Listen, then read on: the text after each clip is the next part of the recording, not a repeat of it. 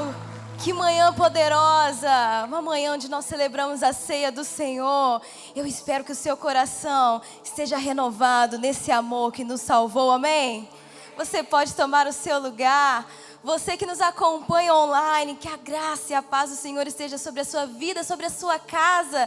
Nós temos o Ianiri lá da Venezuela nos acompanhando, o Iago lá de Portugal, a Silvana Maria em São Paulo. E eu sei que pela graça do Senhor, esses recursos da internet têm levado a palavra do Senhor a lugares que nós nem imaginamos. E nós louvamos ao Senhor por isso. E que em nome de Jesus, tudo aquilo que Ele tem feito aqui em nosso meio, continue sendo realizado também em cada casa, onde é ligado um dispositivo. E pela graça do Senhor, essa mensagem tem sido espalhada aos 4 cantos. Amém? Aleluia! Deus é muito bom e nós temos aprendido ao longo dessas semanas sobre viver com um propósito. Nós estivemos vendo sobre adoração, sobre relacionamento, sobre comunhão uns com os outros. Semana passada nós vimos a respeito do serviço, quando nós aqui na igreja servimos uns aos outros. E dessa vez, nessa manhã, nós vamos ouvir a respeito da nossa missão em trazermos mais pessoas para Cristo, porque isso faz parte do propósito de Deus para nós. Eu achei isso tão propício acontecer numa manhã onde nós celebramos a ceia e nos relembramos aquilo que Ele fez por nós na cruz. Nós relembramos o caminho que foi aberto para nós, esse amor que transbordou sobre nós. Então nós não temos uma outra escolha, opção, a não ser transbordar também deste amor àqueles que ainda não conhecem o caminho que foi aberto por meio da cruz. Então eu gostaria que nessa manhã você fechasse os seus olhos e preparasse o seu espírito, porque eu creio que você não vai sair daqui da maneira que entrou. Isso não tem a ver comigo, isso tem a ver com algo que o Senhor liberou sobre a sua vida, tem a ver com um comissionamento que Jesus nos deu. E nós não podemos ficar parados diante daquele propósito que o Senhor plantou em nós. Amém? Feche os seus olhos. Fale com Ele, fale com Ele. Espírito Santo, o Senhor sabe que é bem-vindo aqui. O Senhor estava aqui antes mesmo de chegarmos. O Senhor já preparava o ambiente, porque essa casa é consagrada ao Senhor. A passo que cada voluntário ia chegando, Jesus, com o coração transbordando de amor, com o coração focado no serviço, em fazer a Tua vontade. Espírito Santo, o Senhor já ia agindo, cada cadeira que foi limpa, Espírito Santo, cada copo plástico colocado no lugar, tudo para a Tua honra e para a Tua glória, cada serviço colocado aqui no Teu altar. E conforme fomos chegando, a Tua glória preenchendo os nossos corações. Jesus, não sai nunca do nosso coração, do nosso espírito, esse desejo e essa fome de buscar mais a Tua presença, e com ela a vontade de fazer a Tua vontade, não a nossa. Que nessa manhã, Espírito Santo de Deus, possamos receber dos céus um chacoalhão. Possamos sair daqui com o coração queimando, Pai, pelo verdadeiro propósito, por aquilo que realmente importa, por aquilo que realmente queima no Teu coração, Deus. Não vamos sair daqui olhando para nós mesmos, mas com uma visão renovada no Senhor, daquilo que o Senhor quer fazer através de nós. As vidas que o Senhor ainda quer alcançar, ainda tem muita gente em Araçatuba para ser alcançada pelo Teu amor. Ainda tem muita gente no estado de São Paulo. Ainda tem muita gente nesse Brasil e fora dele para conhecer do Teu amor. E nós sairemos daqui declarando que o Senhor pode nos usar. Aonde iremos? É só o Senhor mostrar. Estamos com o nosso coração aberto para sermos usados pelo Senhor. Em nome de Jesus. Em nome de Jesus. Amém? Aleluia. Aleluia.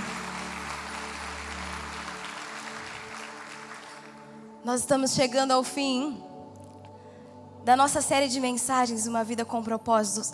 Hoje já é a 6ª mensagem. E falaremos então a respeito de trazer mais pessoas para Jesus.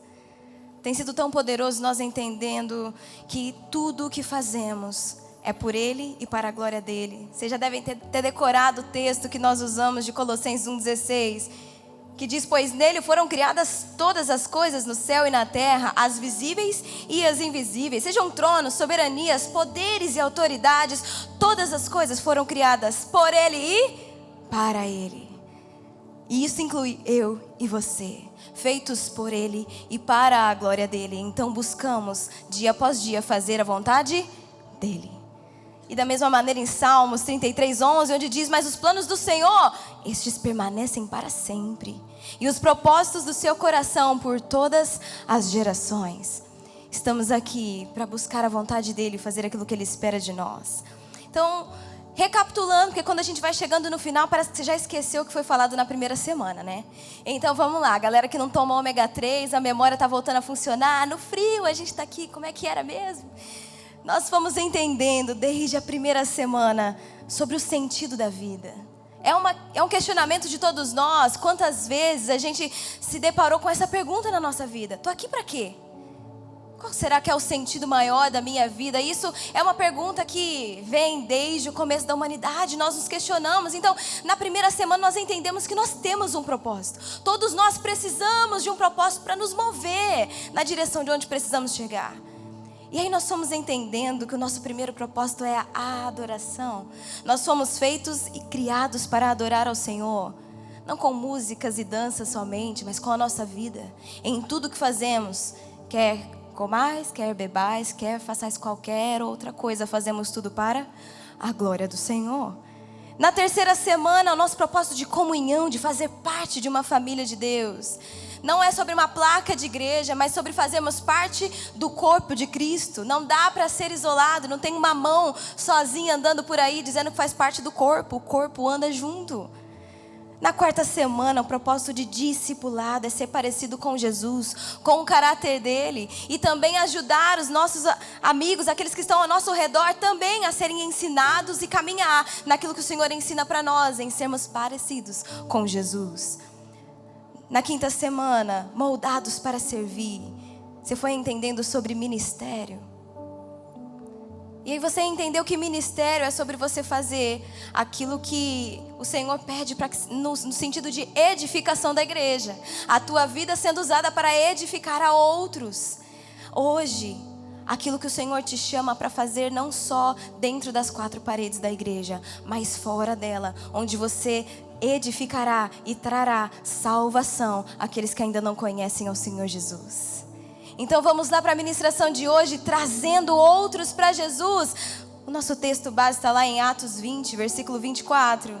E diz assim: o que mais me interessa é terminar o que Deus começou, a tarefa que o Senhor Jesus me incumbiu. Isso é o que mais me interessa, é fazer o que o meu Pai me pediu para fazer. Nós temos entendido que Jesus tem feito algo sobre a igreja, não só brasileira, mas sobre o mundo. Nós temos visto um mover do Senhor. E é interessante que a cada lugar que vamos, onde o Senhor nos leva a ministrar. Na semana passada mesmo eu não estava em Araçatuba, eu acompanhava a Bispa Ana ministrando na igreja Batista Koinonia em Maceió. E ela estava ali, eu também, ministrando numa conferência para mulheres. E outra preletora também estava lá, ela é do Rio de Janeiro. Foi a primeira vez que nos conhecemos. E logo depois que começamos a ministrar, ali nos bastidores conversando, ela dizia: uau, que bênção foi ouvir vocês e saber que a mesma coisa que o Senhor tem ministrado no meu coração e na minha igreja lá no Rio de Janeiro, Deus também tem movido no coração de vocês em Araçatuba. E juntas podemos trazer isso aqui para Maceió, vendo que na verdade é o mesmo Espírito movendo a mesma direção. Deus tem soprado e nós temos ouvido a mesma linguagem. Isso diz para nós que Deus tem feito algo. Não é da nossa cabeça, algo que nós fabricamos e queremos implementar da nossa cabeça. Não, o Senhor tem movido algo sobre a igreja brasileira e no mundo. Há uma unção sendo derramada e todos nós acessamos ela e ajudamos a espalhar ela. Amém? Não é algo nosso. Então o Senhor já está fazendo algo. E Ele está falando: está na hora de você colaborar com isso. Porque conto com você para que essa visão, essa unção derramada seja então usada no trabalho em arrebanhar mais pessoas para Cristo. Não é sobre fazer o nome de igrejas como grandes impérios. É sobre vidas que vão sendo alcançadas e trazidas de volta do cativeiro. Amém? Então aquilo que você entendeu na semana passada, em edificação para a igreja, onde você entendeu que você precisa se mexer também, arregaçar as mangas e trabalhar, e juntos vamos abençoar a vida uns dos outros com os dons e talentos, habilidades que o Senhor tem nos dado.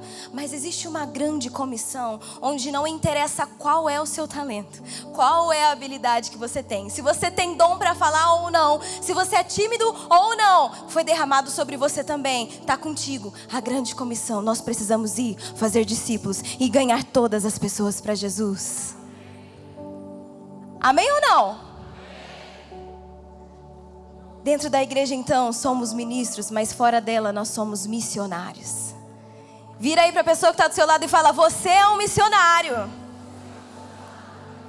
Não sei se você tem miopia igual eu, mas quando a gente sai aqui do nosso campus Bela Vista, nós temos um outdoor bem grande.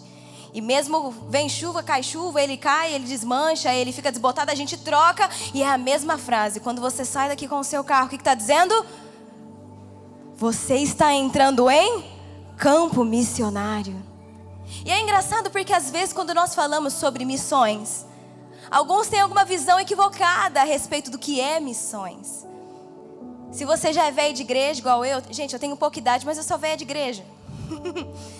E para mim missões era quando nós tínhamos na igreja culto, onde ou vinha algum missionário, a Cíntia e a Priscila fazendo assim para mim, elas lembrando. Quando nós trazíamos algum missionário que a igreja estava ali ajudando, mantendo, eles vinham falar sobre o que eles estavam fazendo. E que minha parte na missão era a minha oferta ali em manter os irmãos, era orar por eles. E a gente tinha uma visão de que missões era ir. Era ir para a África, era ir para o Peru, era ir para as Filipinas, era ir para a Índia. Era fazer missões fora essa. Então quando eu falo às vezes para você, você é um missionário. Teve alguns que ficaram assim, eu sou um missionário. Será? Será que eu vou sair daqui e Jesus vai ter colocado no meu coração uma semente para que eu vá para fora do Brasil? Karen, não, eu tenho família. Karen, eu tenho emprego, acabei de abrir uma empresa. Mas você vai entender o que eu estou falando com você a respeito de missões. Vamos lá então. Antes eu gostaria de compartilhar até uma frase de William James que diz: o melhor aproveitamento da vida consiste em gastá-la a favor de alguma coisa que dure mais que a própria vida. O melhor aproveitamento da sua vida vai além de você ajuntar muito dinheiro, deixar uma herança boa para os teus filhos, em ter uma empresa que... E isso é ótimo, que abençoe muitas pessoas, gere muitos empregos. Mas mais do que isso, ganhar uma vida para Jesus, isso vale mais que o mundo inteiro. Que aquilo que você arrebanhar e fizer aqui na terra tenha esse intuito, esse enfoque no que é eterno. Amém? Em primeiro lugar, então, vamos entender que você foi feito para uma missão. Lá em João 17, versículo 18 diz: assim como me deste uma missão no mundo. Aqui quem está dizendo é Jesus. Jesus aqui no capítulo 17 de João, ele estava orando ao Pai. E ele fala muitas coisas nessa oração. E esse trecho do versículo 18 diz: assim como me deste uma missão no mundo, eu dei a eles uma missão no mundo. Jesus dizendo: Deus, a missão que o Senhor me deu, eu tenho repartido e tenho comissionado com eles. A missão que o Senhor me deu de resgatar, eu estou comissionando eles a espalhar o sacrifício que farei. Aqui Jesus ainda não tinha feito. E o sacrifício que farei para que então seja continuada essa missão que o Senhor me deu. E a missão, a palavra missão dita aqui, ela tem raiz no latino que diz enviar. Então, ser cristão consiste também em ser enviado ao mundo como um representante de Jesus, representante da missão que Ele começou. Então, até numa outra versão, na versão da Nova Bíblia Viva, este mesmo versículo, ao invés de dizer assim como me deste essa missão, ele diz: assim como o Senhor me enviou ao mundo, eu os estou enviando ao mundo. A mesma maneira como Ele veio, quando Ele vai voltar, Ele diz: eu os envio. Vão por todo canto e espalhem aquilo que eu fiz, espalhem a boa nova. É nosso propósito, foi dado por Ele. Não é a igreja Amor e Cuidado que está te fazendo ganhar gente para Jesus. Não é os pastores, não é só... Não. Jesus dizia: Pai, assim como o Senhor me enviou, eu estou enviando eles. E há um comissionamento, uma ordem que Ele nos dá: vão, façam discípulos. Não é venham, Se assentem nas cadeiras e fiquem bem quietinhos aqui. Tá tão friozinho, tá tão gostoso ficar aqui. Ele está dizendo, vão. É algo mais. Não se acomodem, não fiquem na zona de conforto. Não foi para isso que eu os chamei. Eu os chamei e os envio de volta para que tragam mais, para que conheçam o que eu fiz por eles também. Foi tão bom hoje vocês refletirem sobre o sacrifício na cruz, não foi? Hoje pelo culto das 8, meu coração foi inundado com esse amor e desde ontem estava refletindo sobre a ceia e meu Deus, aqueles que constantemente realizam esse memorial em se lembrar de uma maneira verdadeira, não só por praxe, onde eu tenho pelo primeiro domingo do mês de celebrar a ceia do Senhor, eu me lembro daquilo que Ele fez por mim, mas eu me lembro daquilo que Ele me mandou fazer. Eu me lembro de quem Ele era, de quem Ele sempre vai ser, aquilo que Ele fez por mim, aquilo que Ele fez por aqueles que ainda não se achegaram a Ele, mas que aguardam por aqueles que vão se manifestar e dizer e trazer. A ceia que você celebrou hoje te lembra também da sua missão. Daquilo que não pode ficar, às vezes, só numa foto de Instagram, onde hoje foi o dia de celebrar a ceia do Senhor. Mas te lembrou daquilo que Ele fez por você e por aquele teu colega de trabalho que está há dias reclamando com você que a vida dele não anda bem, que o casamento dele precisa de alguma coisa. E você poderia muito bem abrir a tua boca e ser por Jesus enviado ali na casa dele, dizendo, sabe, um dia Jesus resgatou meu casamento. Pode fazer assim na sua vida também. Mas às vezes o nosso egoísmo, a nossa autopreservação, a gente não quer ser confundido, a gente não quer ser mal entendido, a gente não quer ser chato, a gente não quer ser invasivo. E nisso da nossa mão será cobrado as vidas que por nós passaram, mas não tiveram um encontro com Jesus. Pois bem, a nossa missão na terra é apresentar Deus às pessoas. A bispa gosta muito daquela frase onde ela sempre diz, acredito que é do Bill Johnson, que diz, nós devemos ao mundo um encontro com Deus. Um dia nós somos atraídos pela sua graça, nos encontramos com Ele. Eu não tenho o direito de guardar isso para mim, você não tem o direito de guardar isso para você. E isso não tem a ver com um microfone na mão, não tem a ver com um post no Instagram, tem a ver com vida, tem a ver com viver e demonstrar, testemunhar. Essa é a nossa grande missão. É desejo do Senhor que todas as pessoas se acheguem a Ele e o conheçam. Em Atos 20, 24. De novo, o importante é que eu complete a minha missão e termine o trabalho que o Senhor Jesus me deu para fazer. E a missão é essa, é anunciar a boa notícia da graça de Deus. Eu não sei você, mas eu amo receber boas notícias. E às vezes no dia a dia tá tudo tão corrido, tá tudo dando meio errado. E sabe quando aquela amiga, aquele amigo ou seu cônjuge, alguém te manda uma mensagem, cara, tem uma notícia muito boa para te dar. Você esquece tudo, você até liga, não, me fala, por favor, tudo que eu preciso hoje é uma boa notícia. O dia não tá indo bem, me fala, qualquer coisa, que foi? Ai, sério, aconteceu isso, meu Deus, Deus é bom. Todos nós gostamos de boas notícias. Mas às vezes o que nós fazemos ao ter a maior, grande notícia de todas, que é a redenção de Cristo sobre os nossos pecados, que nos liberta, que nos abre um caminho, que tem restauração, redenção para as nossas vidas, é a maior notícia de todas, e você permanece calado dia após dia, contendo essa grande notícia dentro de você, e você não a compartilha com ninguém. Você passa a manhã inteira sentado do lado da mesma pessoa, às vezes até o seu horário de almoço, almoça com ela e volta depois para o seu serviço, sai às 18 horas, ou sei lá que horas você sai do trabalho.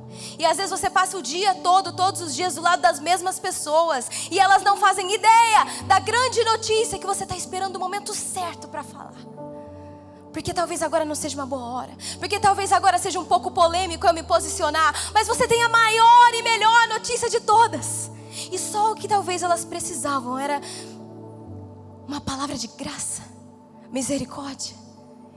Tem um Deus que te ama assim, tem jeito para a sua vida assim, tem esperança assim. Mas ela volta para casa com a mesma angústia, depois de ter passado o dia inteiro ao seu lado. Alguém que tinha ali a esperança para liberar.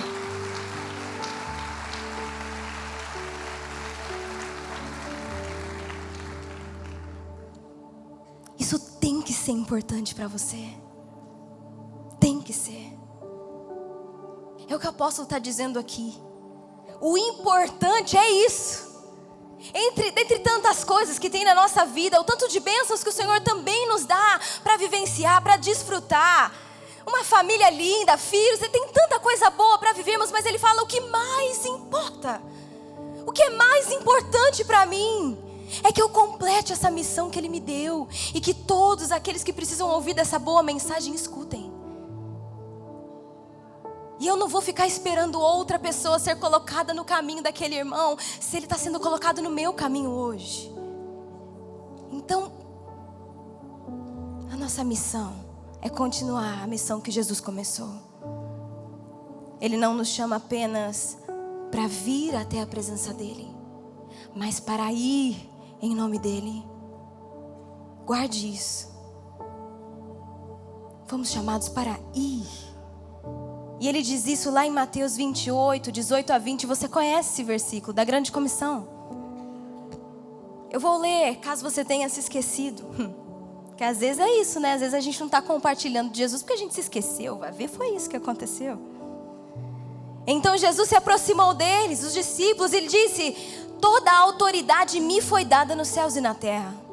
Portanto, vão, façam discípulos de todas as nações, batizando-os em nome do Pai, do Filho e do Espírito Santo, ensinando-os a obedecer a tudo que eu ordenei a vocês. E eu estarei sempre com vocês até o fim dos tempos. Amém? Lembrou? Lembrou? Vão. Eu não acho, pelo menos o que está aqui na minha ministração não está escrito: se vocês quiserem ir, fiquem à vontade. Foi assim? Se vocês quiserem, vê aí se faz sentido para você, vê aí se de repente cabe hoje no teu estilo de vida. Aí você vai, faça discípulos, batize e ensine-os a me obedecer. Foi a grande sugestão? Não. Foi a grande comissão. Você conhece bem a língua portuguesa?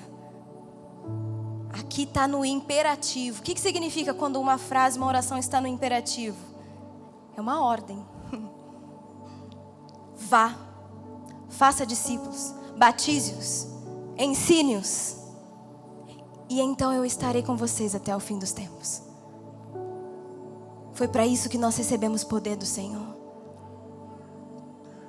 Quando nós nos achegamos a Cristo e nos relacionamos com o Espírito Santo, é tão bom. Quando deles recebemos poder e dons, e nós ficamos tão felizes. Olha isso, Deus me deu isso, eu tive uma experiência tão poderosa com o Senhor. Mas não é só para ter por ter, irmão. Não é ter uma experiência com o Espírito Santo para dizer: olha o que eu recebi, olha o que o Senhor fez na minha vida naquela vigília, foi tão poderoso. Olha essa palavra, olha esse dom de revelação, olha esse dom de palavra de sabedoria, olha só o que eu recebi. Não é só para você ficar falando e desfrutando, não é para isso, é para usar para a missão que Ele te deu.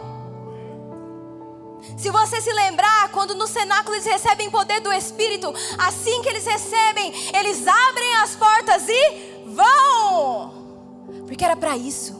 Era para ousadia, era para o poder de convencimento do Espírito. E naquele dia mais de 3.000 pessoas se entregam a Jesus. O grande propósito do que nós recebemos aqui do Senhor em poder e graça é para ir, não para ficar. Não para ficar no meio das nossas picuinhas e tal coisinha me incomoda. Nossa, pintaram de novo a cor da parede da igreja, porque isso no final das contas não importa.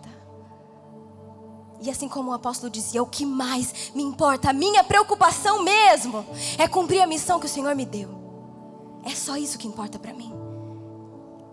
Não é a grande sugestão, é a grande comissão, é uma ordem. E o cristão que não cumpre está em desobediência. Karen, mas eu sou tão tímido. Karen, eu acho que eu não tenho chamado para ser evangelista. Não me vejo assim igual o pastor Haldman, empolgado, que fala e vai. E aonde está, ele ganha a gente para Jesus. Tá tudo bem, cada um tem um jeito. Mas a sua falta de habilidade não te tira da incumbência que você recebeu de Deus. Eu não vejo ele dizendo: vão aqueles que têm facilidade, aqueles que têm, sabe, que gostam de falar, aqueles que os irmãos atestarem que têm o chamado para ser evangelista, vão e façam discípulos. Não, vão todos vocês. Vai. Do jeito que der. Você só consegue falar uma frase ou outra. Fale essa frase ou outra. Você só consegue fazer assim como aquele cego que foi curado pelo Senhor. Olha, eu não sei se ele era pecador ou não. O que eu sei é, eu era cego e agora eu vejo. Seja a maneira como for, cumpra aquilo que o Senhor te pediu para fazer. Esse é o grande propósito. Saiba que talvez você seja o único cristão que vai passar pelo caminho de algumas pessoas na sua vida. Talvez você tenha sido a única oportunidade que aquele seu vizinho antigo lá da rua tinha de conhecer quem era Jesus. Todo dia Dona Maria varria a tua calçada, te dava bom dia antes de você sair para o trabalho. Aí um dia você se mudou, nunca mais viu Dona Maria. Que fim teve Dona Maria? Não sei. Mas talvez você tivesse sido a única oportunidade que ela tinha de conhecer quem era Jesus. A palavra de Deus fala sobre isso em Ezequiel 33, no versículo 8. Dizendo, se eu anunciar que alguns perversos certamente morrerão, e você não lhes disser que mudem sua conduta, eles morrerão em seus pecados, mas eu considerarei você responsável pela morte deles. A nossa omissão muitas vezes vai ter preço de sangue. É pesado dizer isso, não é? Mas é errado também eu me calar e não te deixar saber dessa grande responsabilidade que temos. Em você às vezes viver só dia após dia e preso no seu próprio mundinho, seu próprio umbigo, vivendo mais um dia só naquilo que te cabe, sem pensar, eu tenho uma grande missão para realizar. Eu tenho meu ministério na igreja, eu tenho que cumprir minha escala no ministério tal, mas eu tenho uma grande comissão que me foi dada pelo Senhor, em ganhar mais um para Jesus. E aqueles que estão à minha volta são minha responsabilidade. E se um dia eles não conhecerem a Cristo, se Deus não colocar outra pessoa em misericórdia para que eles tenham a oportunidade de conhecer a Cristo, eu não os verei na eternidade.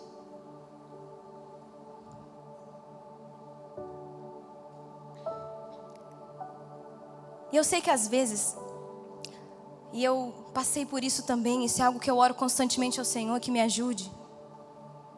Porque numa geração como a nossa, a gente tem, parece que sido meio espremido no canto da parede, sabe? Onde é o menor sinal de falar sobre a nossa fé ou coisa do tipo, soa como desrespeito e intolerância ao outro. E a gente fica nessa, irmão, de não quero ser chato, não quero invadir o outro. Mas nisso, mais uma vez, por causa do que o outro fala, da opinião do outro, medo de sermos invalidados, cancelados, nós deixamos de cumprir e temer aquilo que o Senhor nos entregou. E aí eu não sei o que é mais importante para você e para mim. Se é o Senhor, aquilo que Ele pensa a meu respeito e aquilo que Ele conta comigo para fazer, ou o que alguém vai dizer sobre mim na rua. E se é isso que vai me impedir de cumprir o que o Senhor tem me pedido para fazer. Lá em 2 Coríntios 5, nos versículos 18 a 20, diz: todas essas coisas novas vêm de Deus, que nos trouxe de volta a si mesmo, por meio daquilo que Jesus Cristo fez. E Deus nos deu o privilégio de insistir com todos, para que se reconciliem com Ele. Achei demais isso. Nós temos o privilégio de insistir, para que todos se reconciliem com Ele. Pois Deus estava em Cristo reconciliando o mundo para si, não levando mais em conta os pecados dos homens contra eles, e sim apagando-os. E esta mensagem maravilhosa da reconciliação que Ele nos deu para transmitir aos outros. Somos embaixadores de Cristo e Deus nos está usando para falar a vocês. Então nós lhe imploramos, como o próprio Cristo estivesse aqui suplicando a vocês: aceitem o amor que Ele lhes oferece, reconciliem-se com Deus. Consegue sentir esse desespero? É como se o próprio Cristo estivesse. Quando nós abrimos a boca, é como se Cristo estivesse. Somos representantes dEle, embaixadores dEle. E por isso temos o privilégio de insistir em dizer, sabe, o que Deus fez foi apagar todo o seu pecado. E eu preciso insistir que você Se permita viver essa reconciliação com o céu.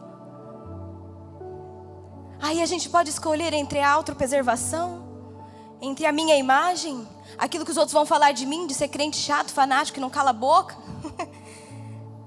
É claro que você vai buscar no Senhor discernimento em como fazer e conduzir a mensagem, mas eu estou falando com aqueles que não abrem a boca por nada, que não se posicionam por nada, porque tem medo do que os outros vão falar, tem medo do que a internet vai falar. E eu não estou falando para você a respeito de ficar defendendo, sendo advogado de Jesus na internet. Estou falando sobre testemunha. Não é sobre se arranjar briga que não é sua, não é sobre se meter em polêmica. Estou falando para ser testemunha. É diferente. Num júri, é diferente. Aquele que advoga, aquele que só testemunha. O testemunha, ele vai lá e faz o quê? Ele fala o que ele viu, o que ele presenciou. É isso.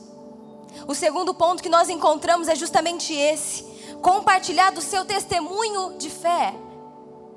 1 Tessalonicenses 1:8 diz assim: a sua vida ecoa a palavra do Senhor. As notícias da sua fé em Deus correm soltas. Assim, nem preciso acrescentar nada. A vida de vocês já é uma pregação. É exatamente isso. A sua vida, aquilo que Ele fez. O que Ele fez na sua vida? Isso é o seu testemunho. Você não precisa saber de todos os dogmas. Você não, às vezes, cara, eu não sei, não conheço muito todas as coisas. Tem alguns assuntos teológicos que eu não sei. Vai que eu falo uma heresia. Todo crente tem medo de falar uma coisa, vai que não é. Eu estou te falando para ser testemunha daquilo que Cristo fez na sua vida. Igual quando eu acabei de citar, e o texto está lá em João 9:25. Que perguntaram para ele, e ele respondeu pro que havia sido curado, o cego que havia sido curado. Ele fala: se ele é pecador ou não, eu não sei. Eu sei que eu era cego, agora eu vejo.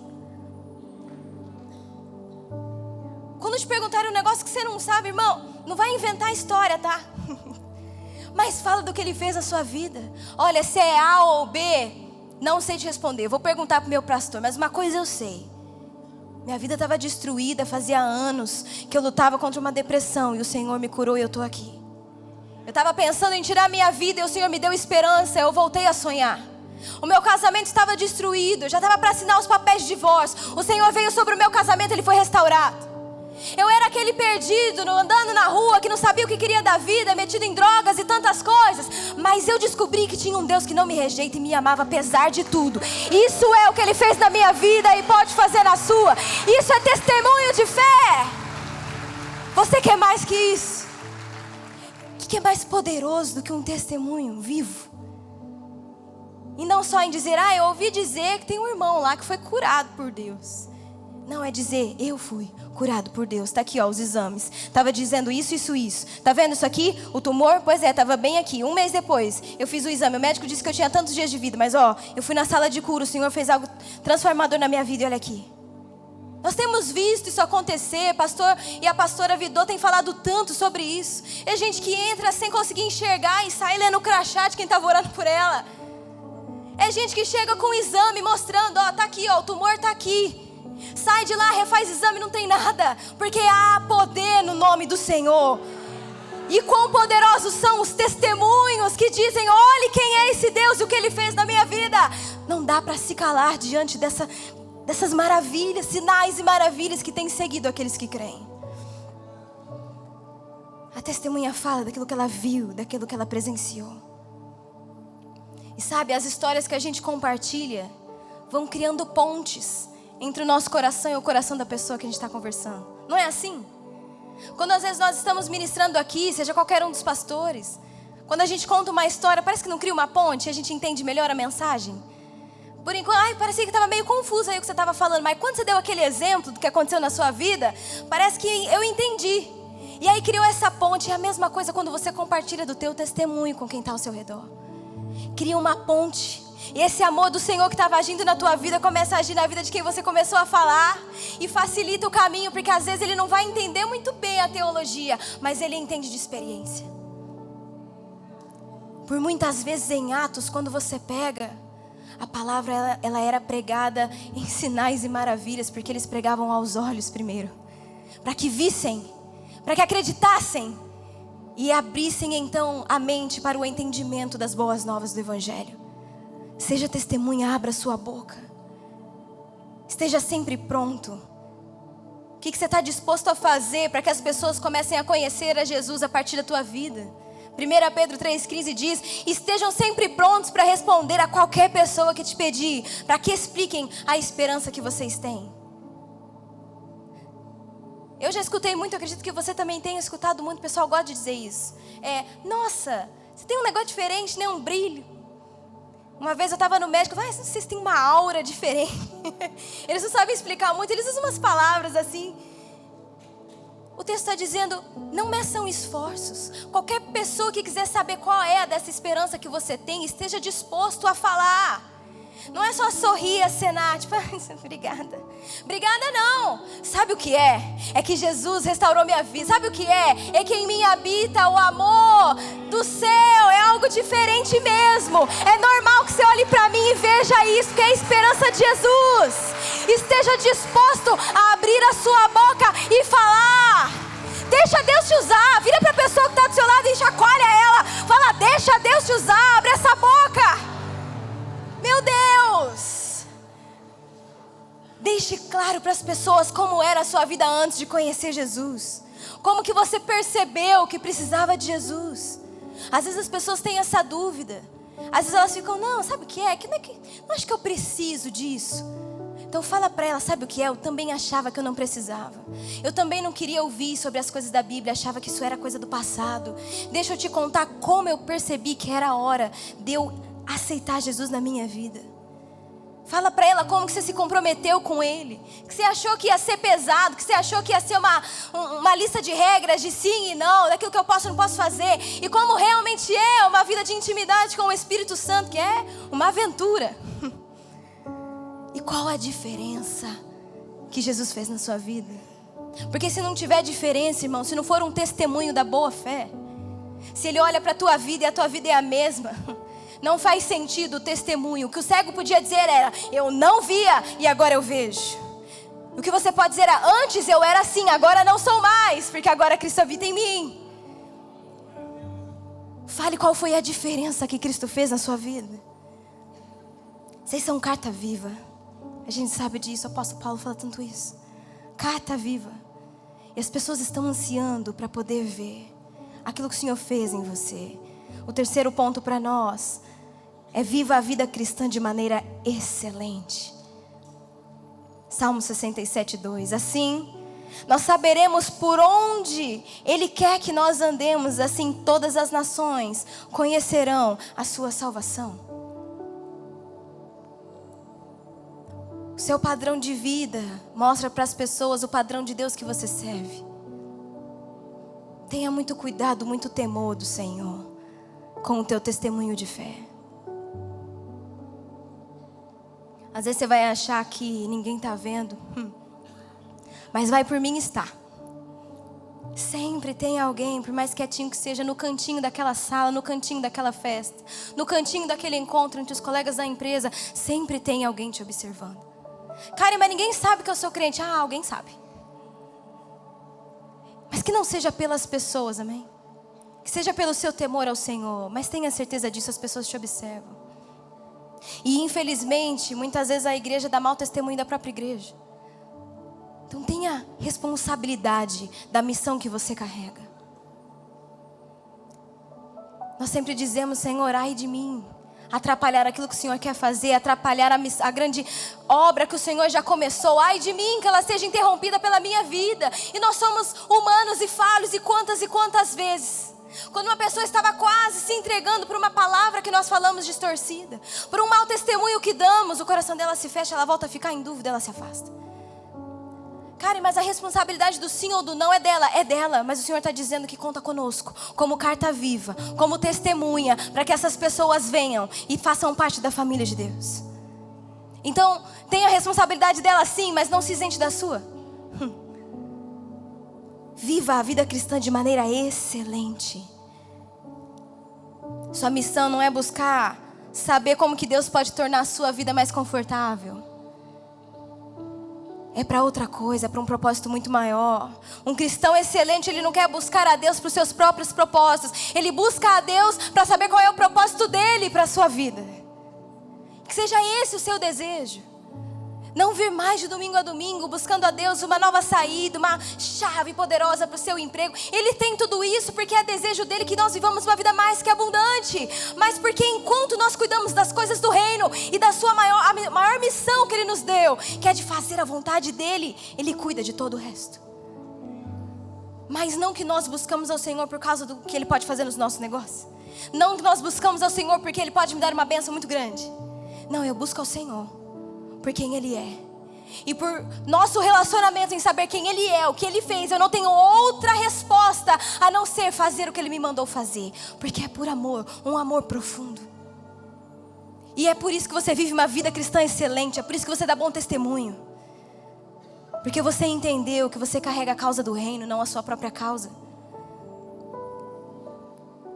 Nada é mais importante, mais duradouro do que vidas. Um dia, deixa eu dizer, porque às vezes você está achando que você tem todo o tempo do mundo. Mas um dia, acaba a grande comissão. O Senhor buscará a sua igreja. Aí se deu tempo, deu. Se não deu, não deu. Em Apocalipse 7, versículos de 9 a 12, vai dizer que depois disso olhei e diante de mim estava uma grande multidão que ninguém podia contar, e de todas as nações, tribos, povos, línguas, todos de pé diante do trono e do Cordeiro, com vestes brancas, segurando palmas, e clamavam em alta voz: a salvação pertence ao nosso Deus que se assenta no trono e ao Cordeiro. E os anjos estavam de pé ao redor do trono, e dos anciãos e dos 4 seres viventes. E eles se prostraram com o rosto em terra diante do trono e adoraram a Deus, dizendo: amém. Louvor e glória, sabedoria, ação de graças, honra, poder e força sejam ao nosso Deus para todos sempre, amém. E aí eu te pergunto neste grande dia: quantas pessoas estarão lá por meio da tua vida? Quantos você vai poder olhar e falar: você vê, eu sabia, aquele dia você aceitou Jesus, meu Deus, esse meu amigo, ainda bem, Senhor, que eu abri a minha boca e fui usado. Vai vir aquele que vai te levar: e aí, obrigada, porque você foi boca de Deus na minha vida, você não se calou, você falou. Quantos naquele dia estarão lá, ao seu lado, vestido de branco, dizendo: santo, santo, santo, porque você se permitiu ser usado pelo Senhor? Ou você vai ser daqueles que da sua mão serão cobrados, aqueles que nunca tiveram oportunidade de ouvir quem foi Jesus, quem é Jesus e sempre será, porque você não abriu a boca.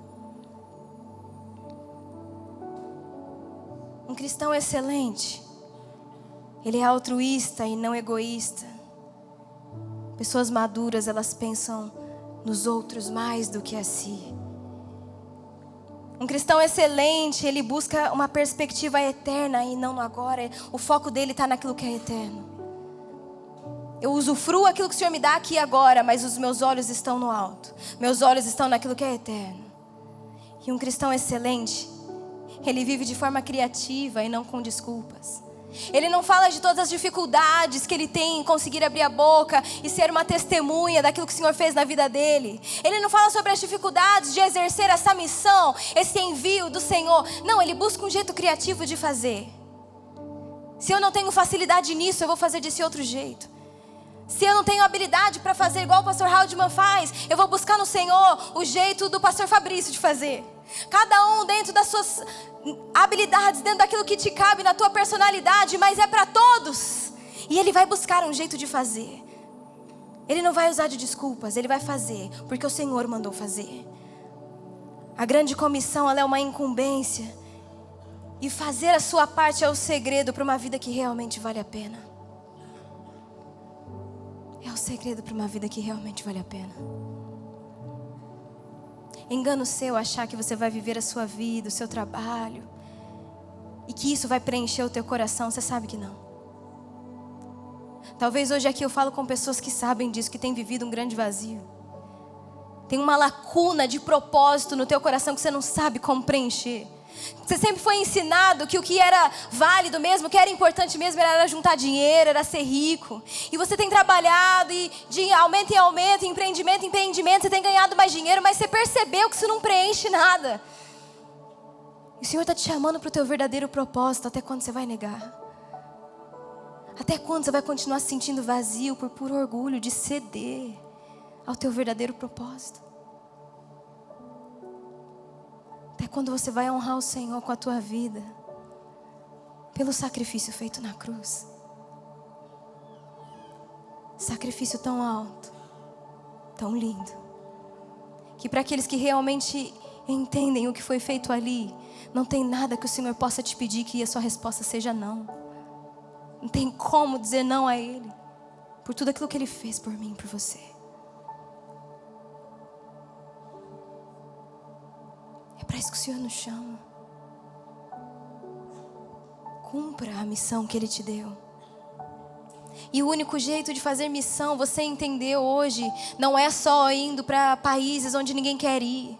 Não é pisando em tribos onde a civilização não chegou. Esse não é o único jeito de fazer missão. Isso também é missão, porque também precisamos daqueles que serão enviados a esses lugares. Mas como eu falei no início, tem aquela sua vizinha Maria, que só tem você ali do lado dela. Tem aquele outro amigo do teu trabalho que só tem você o dia inteiro. Você trabalha na empresa há 15 anos.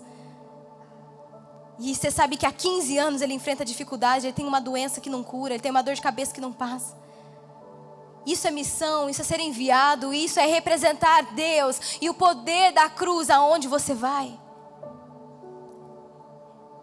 E então no grande dia, quando o Senhor nos chamar, ouviremos como diz em 2 Timóteo 4,7: eu combati o bom combate, terminei a corrida e guardei a fé. Eu fiz o que eu tinha que fazer. Hoje mesmo, antes de começar a ministrar, meu marido me ligou, foi correr hoje. Tá frio, né? Tá frio. Ele tinha se inscrevido numa corrida, foi correr hoje. Não sei quantos quilômetros.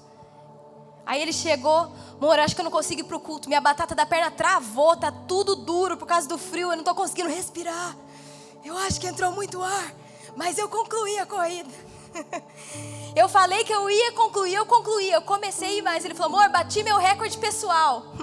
Fiz em menos tempo do que aquele outro dia que estava sol e gostoso. Eu fiz o que eu tinha que fazer e fiz da melhor maneira possível. Missão dada é missão cumprida. Ele já correu no sol, já correu hoje no frio, ele já correu o dia de chuva. E ele estava me dizendo: amor, estava correndo, aí teve uma hora assim que eu fiz a curva, e bem na curva o sol começou a nascer, aí aquele sol bateu em mim, eu levantei a mão, comecei a chorar. Deus é bom. Porque enquanto a gente está correndo, está frio, está ruim, está difícil, mas foi o que o Senhor nos pediu para fazer. Vai ter refrigério no meio do caminho, vai valer a pena no meio do caminho, e no final tem medalha, tem coroa. No final tem o filho meu, filho meu.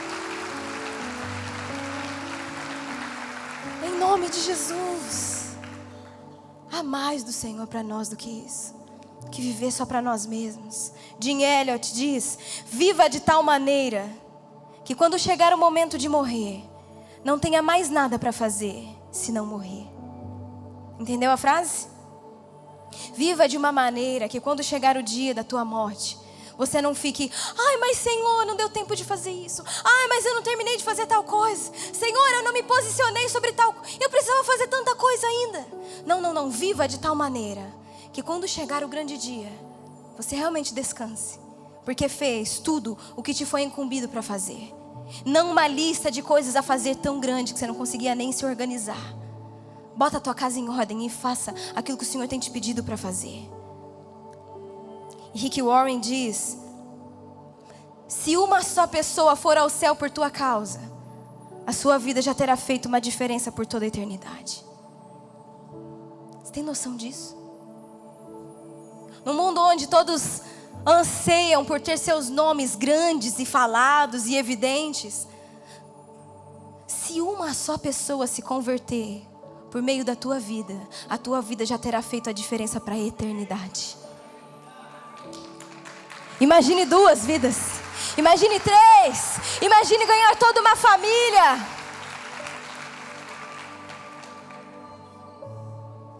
Que o Cordeiro receba a recompensa pelo sacrifício dele, por meio da tua vida e do teu posicionamento. Eu queria finalizar contando para vocês de uma história que mexe comigo desde a adolescência, onde uma vez eu escutei pastor Giovanni falando sobre ela num culto de adolescentes. E eu queria que você já escutasse testemunho em pé, já buscando no Senhor aquilo que Ele pode fazer na tua vida, através de você. Essa história, ela conta sobre os irmãos moravianos. Essa história se passa em Herrnhut, na Alemanha, no século XVIII. Onde por mais de 100 anos durou um movimento de oração, onde eles oravam por 24 horas. E eles estavam dispostos a ser resposta para a oração que eles faziam. E é por isso que em determinado momento, 2 jovens de 20 anos, imagine 2 jovens de 20 anos. Eu hoje tenho 25. Alguém bem mais novo que eu, mais novo que eu. Imagine 2 jovens de 20 anos. Eles escutam uma história sobre uma ilha. E o dono dessa ilha, no leste da Índia, era um homem britânico, um agricultor ateu. E eles ouvem falar que esse homem estava levando para essa ilha que era dele mais de 2.000 vidas, mais de 2.000 pessoas lá da África para serem escravos nessa ilha. Pessoas essas que teriam o resto de suas vidas e sua morte ali naquela ilha. Elas viveriam e morreriam ali. E eles, naquele movimento de oração, começam a entender que essas 2.000 pessoas viveriam e morreriam sem ouvir quem era Cristo, sem ouvir sobre uma esperança, sem ouvir sobre aqueles que eles carregavam dentro. Aí eles chegam para esse homem então e dizem: por favor, nos deixe ir como missionários para a tua ilha. E ele fala: não, homem de Deus e capelões, não, ninguém vai para a minha ilha fazer isso não, porque isso não tem relevância, isso é inútil, isso não existe, é sem sentido. Aí eles voltam então para esse homem com uma outra proposta. Senhor, nós gostaríamos de ir como escravos então. O Senhor nos permite ir como escravos? Ele fala: eu permito, mas eu não vou pagar nem o translado de vocês. Então eles se vendem como escravos e o dinheiro de suas vidas é usado para pagar o traslado de onde eles estavam até essa ilha. Tomaram então a decisão, 2 jovens de 20 anos, se vendendo como escravos, apenas para cumprir a grande comissão que o Senhor havia dado a eles. Então no dia onde eles estão no porto se despedindo de suas famílias, o seu grupo de oração é toda uma comoção, e todos chorando, porque nunca mais veriam, não tinha volta. Eles se venderam como escravos, não era: olha, nós vamos servir como escravos por um determinado tempo, e depois a gente volta para constituir família, a gente volta para dar oi para a mãe, para o pai, tá? Não tinha isso, eles se venderam mesmo, não tinha volta. Então imagine toda a família se despedindo. Talvez você esteja pensando: meu Deus, tinha uma vida toda pela frente, tanta coisa para fazer. Mas o que importava, o que realmente importava para eles, era cumprir a missão que o Senhor havia dado. E que então, se ninguém tinha se importado com aquelas 2.000 vidas, eles tinham. E o que a história conta é que eles entram então nesse navio. E saindo do porto, eles se abraçam e gritam. E a última coisa que a sua família, os seus amigos escutam deles é que o cordeiro que foi imolado receba a recompensa pelo sacrifício feito na cruz. É tudo que importava para eles. Que o cordeiro que for morto receba por meio da minha vida a recompensa, aquilo que já era esperado, por aquilo que ele fez, por aquelas 2.000 vidas que estão ali. Então eles se entregam. Eles estavam dispostos a ser resposta para a oração que eles faziam dentro do culto, no templo, nas suas reuniões de oração de 24 horas. Não só dobravam os seus joelhos, mas eles estavam dispostos a ser a ação que era aguardada, aonde talvez alguns lugares não chegaria. Eu te pergunto se você está disposto a ser resposta para a oração que você faz no seu quarto quando você dobra os seus joelhos. Deus, muda a vida do fulano. Deus, salva a minha família. Deus, tem misericórdia dos meus filhos. Deus, faz tal coisa. Mas eu te pergunto se você está disposto a ser boca de Deus, testemunha de fé excelente, aonde você colocar a planta dos teus pés.